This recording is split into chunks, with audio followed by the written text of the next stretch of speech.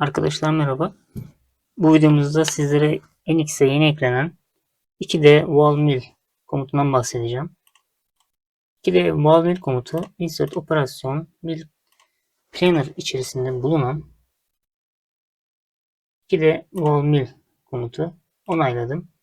Bu komuta benzer aslına bakarsanız şu komuttan da bahsedeyim. Insert operasyon mill kontur içerisinde bulunan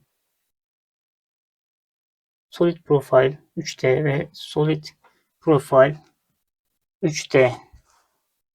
Bu çizgisel, bu da yüzeysel. Yani bu etrafındaki çizgileri seçerekten işlem yapıyor. Bu komutta yüzeyleri seçerekten işlem yapıyor. Bu arada isimler sürümden sürüme değişiyor. Tekrardan komutumuza, metodumuza gelecek olursak, metodumuzun çalışma prensibi öncelikle bir takım oluşturarak başlayalım. 20'lik frezeyle işlem yapacağımızı varsayıyorum.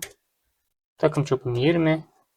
İşte örneğin 7 numaralı takımda haşımda 7. Onayladım.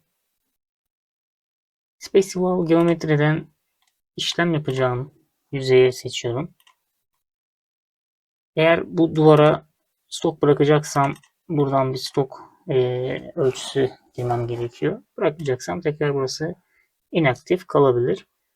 Şu an burası otomatik olduğu için otomatik e, yanal kesim işlem yapıyor.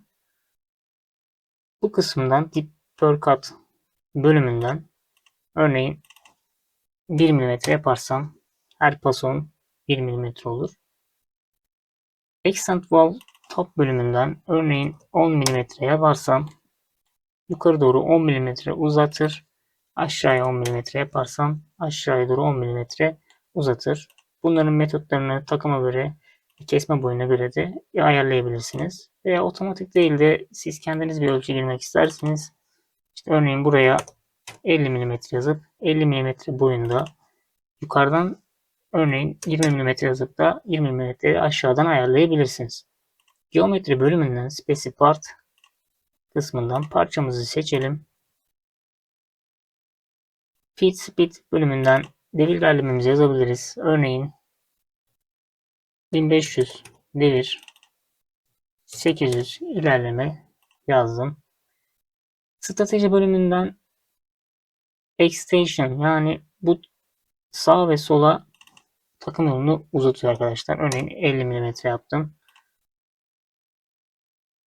Daha %50'si daha takımın dışarı çıktı. 100 yazalım. Daha belirgin olsun. Bu kısımda şu an görünmüyor. Örneğin işte şuranın biraz daha böyle bir geniş açıda olduğunu düşünün. Buraya takım girmiyorsa işte orayı işte burayı örneğin tekrar takımı %100 diyerekten karşı tarafa karşı duvara atlattırabilirsiniz. Onun haricinde giriş çıkışlarımız ark olabilir. Hesaplatmayı yapıyorum. Ve görmüş olduğunuz gibi yanal kesim işlemimiz oluştu arkadaşlar. Bunun daha belirgin olması için örneğin 20 mm yaparsak asıl yanal kesim metodu bu şekilde daha belirgin oldu. Bir sonraki videoda görüşmek üzere. Hoşça kalın.